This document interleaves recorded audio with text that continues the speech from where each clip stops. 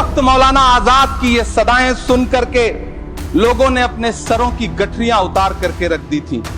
आज उसी दिल्ली में मौजूद देश की संसद में एक बिल आया है जो हमसे उसी जामा मस्जिद की सीढ़ियों के सबूत मांगेगा। हम ही को कातिल कहेगी दुनिया, हमारा ही कत्लेआम होगा। हम ही कुएं खोदते फिरेंगे, हम ही पे पानी हराम होगा। संविधान का आर्टिकल 14 हो, 29 हो, 30 हो, चीख चीख कर कहता है कि देश में सब बराबर के हकदार। डॉक्टर बाबा साहब अंबेडकर के संविधान को हर दिन कुचलने वाली ये सरकार देश के मुसलमानों से नफरत में इतनी अंधी हो गई है। सच तो यह है कि वक्फ बोर्ड खुद अपनी जमीनों के लिए कई सारी कोर्ट में मुकदमे लड़ रहा है। जिस वक्फ बिल को मुस्लिम महिलाओं को हक दिलाने वाला बताया जा रहा है, उसे संसद में पेश करने वाली पार्टी के पास न तो राज्यसभा में, न लोकसभा में, न देश की किसी विधानसभा में एक भी मुस्लिम महिला सदस्य नहीं। पाकिस्तान के खिलाफ लड़ते हुए अपनी जान देने वाले महावीर चक्र विजेता ब्रिगेडियर उस्मान हो या पाकिस्तान के पैटर्न टैंक उड़ाने वाला परमवीर चक्र विजेता वीर अब्दुल हमीद हो, वो भी तो इसी जमीन के लिए अपनी जान दे रहा था ना। जब भी इस देश की जमीन को लहू की जरूरत होगी, आपसे 2 कदम आगे इमरान खड़ा मिलेगा, ये मैं आपसे यकीन दिलाते हुए कह रहा हूं। पहले हमें गुजराते मोदी दिया, आप सौगाते मोदी दे रहे हैं। धन्यवाद सभापति महोदय। हम ही को कातिल कहेगी दुनिया, हमारा ही कत्लेआम होगा। हम ही कुएं खोदते फिरेंगे, हम ही पे पानी हराम होगा। सभापति महोदय, सन 1947 में दिल्ली की जामा मस्जिद की तारीखी सीढ़ियों पर खड़े होकर के भारत रत्न मौलाना अबुल कलाम आजाद साहब ने कहा था कि मुसलमानों कहां जा रहे हो, यह है तुम्हारा मुल्क, यहां तुम्हारे आबाओ अजदाद की कब्रें हैं। उस वक्त मौलाना आजाद की ये सदाएं सुन करके लोगों ने अपने सरों की गठरियां उतार करके रख दी थी। आज उसी दिल्ली में मौजूद देश की संसद में एक बिल आया है जो हमसे उसी जामा मस्जिद की सीढ़ियों के सबूत मांगेगा, जो उन्हीं सीढ़ियों के पास अपनी कब्र में सोए हुए मौलाना आजाद को फिर से कब्र से सदा देनी पड़ेगी कि ये जो कब्र है वो मेरी कब्र है, ये किसी सरकार की जागीर नहीं है। सभापति महोदय, मैं जहां खड़ा हूं इसी संसद भवन के सामने सड़क के उस पार अपनी कब्र में सोए हुए भारत के पूर्व राष्ट्रपति फखरुद्दीन अली अहमद की कब्र है। शायद अब उस कब्र से भी सदाएं आए कि ये कब्र मेरी कब्र है, ये सरकार की जागीर नहीं है। सभापति महोदय, मैं वक्फ कानूनों में किए जा रहे संविधान विरोधी बदलावों के खिलाफ बोलने के लिए खड़ा हुआ हूं। संविधान का आर्टिकल 14 हो, 29 हो, 30 हो, चीख चीख कर कहता है कि देश में सब बराबर के हकदार। आर्टिकल 26 कहता है कि सबको अपने अपने मजहबी कामों के लिए मंदिर, मस्जिद, गिरजाघर, गुरुद्वारों का निर्माण करने का हक है और उसका रखरखाव का भी हक है। लेकिन डॉक्टर बाबा साहब अंबेडकर के संविधान को हर दिन कुचलने वाली यह सरकार देश के मुसलमानों से नफरत में इतनी अंधी हो गई है कि खुलेआम देश की संसद में देश सरकार के माइनॉरिटी मिनिस्टर साहब और होम मिनिस्टर साहब झूठ बोलते हैं और देश को गुमराह करते हैं, झूठ शब्द असत्य बोलते हैं। सरकार ने इस बिल का नाम उम्मीद रखा है। मंत्री जी कल से इसे देश के मुसलमानों के लिए नई उम्मीद बता रहे हैं। नहीं मंत्री जी, न तो यह बिल मुसलमानों के लिए नई उम्मीद है और न ही उम्मीद की नई किरण। सभापति महोदय, भाजपा ने पूरे देश में वक्फ के नाम पर कई सारे झूठ फैलाए हैं। आइए आज उनकी सच्चाई पर बात करते हैं। वक्फ ट्रिब्यूनल को ऐसे बताया जाता है जैसे वक्फ ट्रिब्यूनल कोई मजहबी खाप पंचायत हो। सभापति महोदय, जबकि सच्चाई यह है कि वक्फ ट्रिब्यूनल भी तो सरकारी न्यायिक विभाग है जिसमें सरकार द्वारा नियुक्त जज होते हैं, जिसमें प्रशासनिक अधिकारी होते हैं, कहीं ऊपर से थोड़ी आ गए। सभापति महोदय, देश के गृह मंत्री जी ने इसी सदन में कहा कि वक्फ ट्रिब्यूनल के फैसले के खिलाफ कोई कोर्ट नहीं जा सकता, जबकि सच यह है कि वक्फ एक्ट 1995 की धारा 83(9) के तहत हाई कोर्ट वक्फ ट्रिब्यूनल के फैसले की न सिर्फ समीक्षा कर सकता है बल्कि उसे बदल भी सकता है। सच तो यह है कि वक्फ बोर्ड खुद अपनी जमीनों के लिए कई सारी कोर्ट में मुकदमे लड़ रहा है। सभापति महोदय, दिल्ली की जिन 123 संपत्तियों को लेकर कल माइनॉरिटी मिनिस्टर, होम मिनिस्टर साहब और अभी आदरणीय नेता सदन बात कर रहे थे, आइए उनकी सच्चाइयों पे भी बात करते हैं। 1911 में जब अंग्रेजी हुकूमत ने कोलकाता के बजाय दिल्ली को राजधानी बनाने का फैसला किया, तो रायसीना हिल्स के चारों तरफ जो मुसलमानों की ढेर सारी जमीनें थी उनको एक्वायर किया गया और लुटियन को इसकी तामीर की जिम्मेदारी सौंपी गई। सेंट्रल विस्टा की तरह लुटियन जोन का मेगा प्लान तैयार हुआ, लेकिन उस वक्त के मुसलमानों ने उस वक्त की अंग्रेजी हुकूमत से अपनी इबादत गाहों को बचाने के लिए लड़ाई लड़ी। मामला ब्रिटिश गवर्नमेंट तक पहुंचा। तब यह तय हुआ कि वो जो धार्मिक स्थल हैं उन्हें जस का तस रहने दिया जाएगा।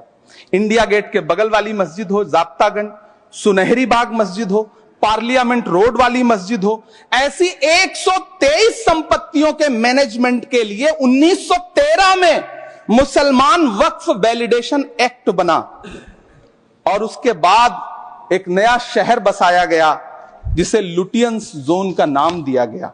फिर 1943-45 के बीच एक और समझौता हुआ आजादी से पहले, उसके तहत काफी सारी वक्फ जायदादों को सुन्नी मजलिस औकाफ बनाकर उसके अंडर किया गया ताकि उसकी देखरेख की जा सके।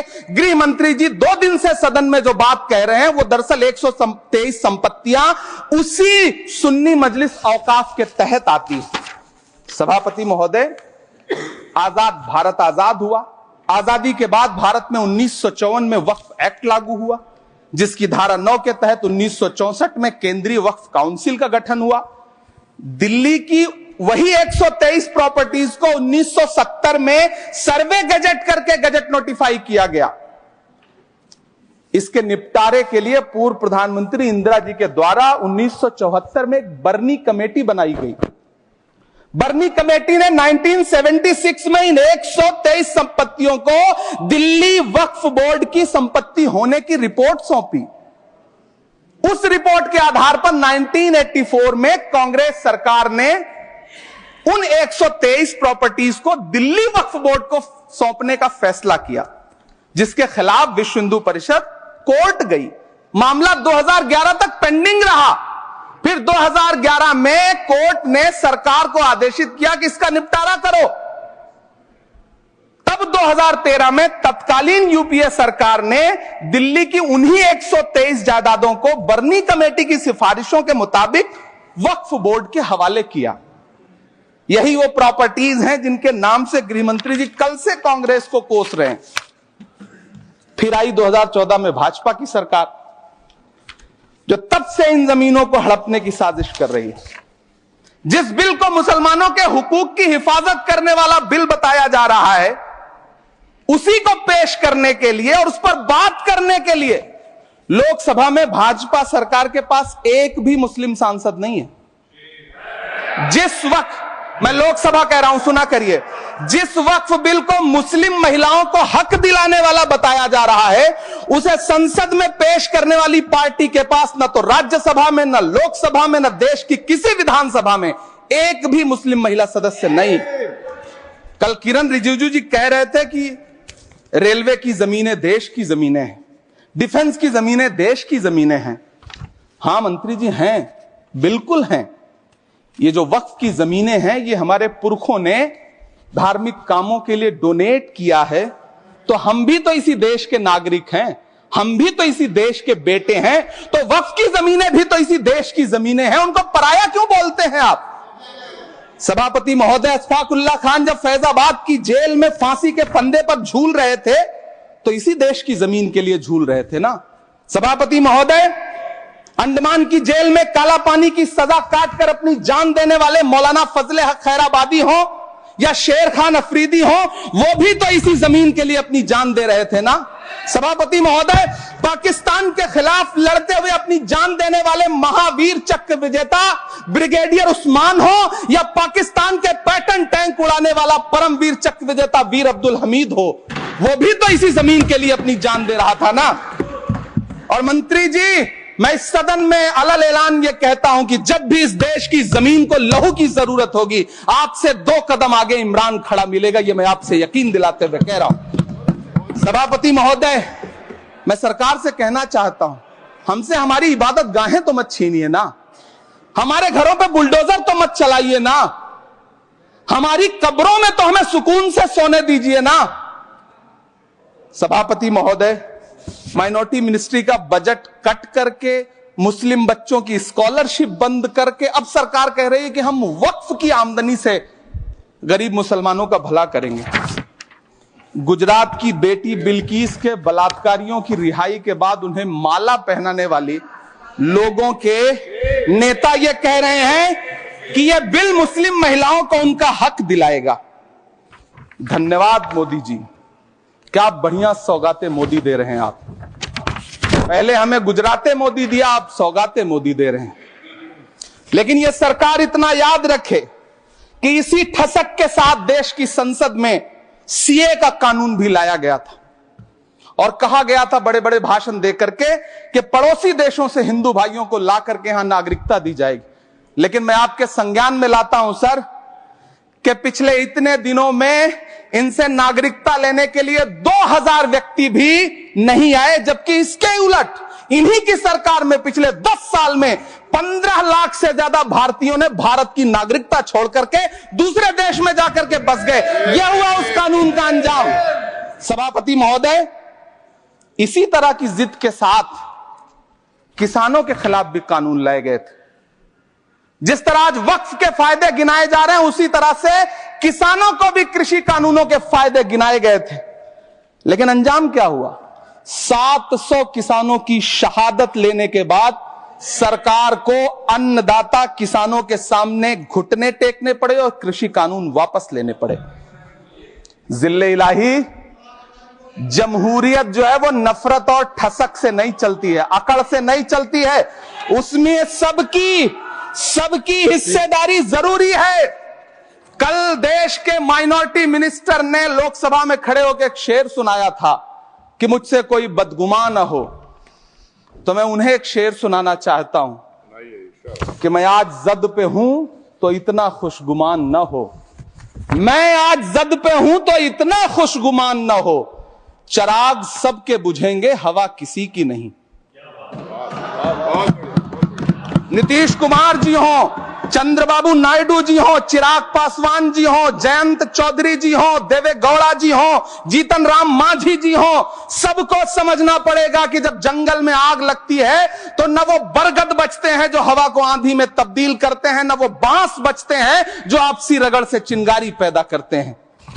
सभापति महोदय, जब देश को मनमोहन सिंह साहब जैसा काबिल प्रधानमंत्री मिलता है तो देश को आरटीआई जैसा एक्ट मिलता है, सेज जैसा एक्ट मिलता है, मनरेगा जैसा एक्ट मिलता है, लिबरलाइजेशन मिलता है, राइट टू एजुकेशन मिलता है, नेशनल फूड सिक्योरिटी एक्ट मिलता है।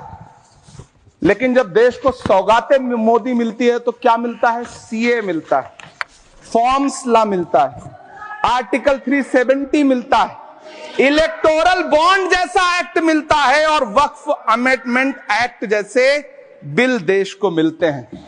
मुझे तो अपने हमवतन भाइयों से पूछना है कि आपको अपने बच्चों की तरक्की, खुशहाली और नौकरी की दरकार है या फिर मुसलमानों की दान की गई जमीनों को लूट कर धन्ना सेठों को देने की साजिश करने वाले कानून की? सभापति महोदय, यह सरकार रात के 3 बजे तक पूरे देश को जगा करके संसद में अपने ही नागरिकों को नीचा दिखाने के लिए वक्फ बिल ला रही थी, तो उधर रात के 1:30 बजे अमेरिका हम पर 26% टैरिफ लगा रहा था। सरकार की प्राथमिकताएं देश को पता। सभापति महोदय, मैं बहुत भावुक हूं आज, और मुझे अच्छा लगा कि आदरणीय नेता सदन जगत प्रकाश नड्डा जी ने बहुत अच्छी बातें भी की, मन से बातें की। क्योंकि उनके नाम में प्रकाश जुड़ा है तो मैं उनमें हमेशा एक रोशनी की किरण देखता हूं। मैं उनके सामने बहुत अदब से यह बात कहना चाहता हूं कि चरागों के सफर में दबदबा हो आंधियों का तो फिर अंजाम जुल्मत के सिवा कुछ भी नहीं होगा। ये दुनिया नफरतों के आखिरी स्टेज पर है, इलाज इसका मोहब्बत के सिवा कुछ भी नहीं होगा। मैं भावुक हूं, मेरी पलकें गीली हैं। अगर देश की एक बहुत बड़ी आबादी को लगता है कि आप उसका भला करने के लिए नहीं बल्कि उनकी इबादत गाहों, उनकी कब्रिस्तानों, उनकी खानकाहों को बर्बाद करने का बिल ला रहे हैं, तो फिर आप अगर समझाने में नाकामयाब रहे हैं तो यह आपकी नाकामयाबी है। पहले समझाइए, उसके बाद कोई बिल लेकर के आइए, तब शायद हम आपका इतनी पुरजोर तरीके से विरोध ना करें। लेकिन सभापति महोदय, मैं अंत में सिर्फ इतना कहना चाहता हूं कि इस बिल में जो भी पॉइंट्स दिए गए हैं, बॉम्सी पोर्टल देख लीजिए, सरकार का झूठ आपको पकड़ में आ जाएगा। हम डरे नहीं हैं, हम सिर्फ सरकार से अपील कर रहे हैं कि हमें अपना समझिए। हम आपके अपने हैं, इस देश के नागरिक हैं और आप ताकत में हैं। संख्या बल के आधार पर बिल हो सकता है आप पास करा ले, लेकिन आपको यह बात समझनी पड़ेगी कि हम तो वो तारीख हैं, जहनों में रहना है जिसे कागजी पुर्जे नहीं जो फाड़ डाले जाएंगे। जिस जमीन पर मैं खड़ा हूं ये मेरी पहचान है। आप आंधी हैं तो क्या मुझको उड़ा ले जाएंगे? आपको यह बात समझनी पड़ेगी। आपको अगर इतना विपक्ष की तरफ से पहले जेपीसी में इतने सारे पॉइंट्स आए और उसके बाद कल से लोकसभा में और राज्यसभा में सुझाव आप सुनने को तैयार नहीं है, लोगों की शंका को दूर करने के बारे में आप बिल्कुल सोच नहीं रहे, बस आप कह रहे हैं यह बिल उम्मीद की नई किरण है। नहीं साहब, इसे भले किरण जी लेके आए हैं, लेकिन ये उम्मीद की नहीं बल्कि नाउम्मीदी की किरण है। और इस देश की एक बहुत बड़ी आबादी इस बात से खदशे में है, शक में है कि आप सीधे उनकी जमीनों को लूट करके धन्ना सेठों को बेचना चाहते हैं। मेरी अब भी आपसे अपील है कि इस बिल को वापस लीजिए। यह बिल कहीं से आपके अपने नागरिकों के लिए अच्छा नहीं है। यह बिल सिर्फ इस देश के मुसलमानों को नीचा दिखाने का और अपने एक ऐसे मतदाता वर्ग को खुश करने का बिल है जिनको इस बिल के पास हो जाने से कुछ मिलेगा भी नहीं। लेकिन आप एक नैरेटिव देना चाहते हैं, एक मैसेज देना चाहते हैं। मेरी आपसे अपील है कि कृपया ये जो सबका साथ सबका विकास का नारा है, इस नारे को रत्ती भर तो चरित्रार्थ कर दीजिए। बहुत बहुत धन्यवाद।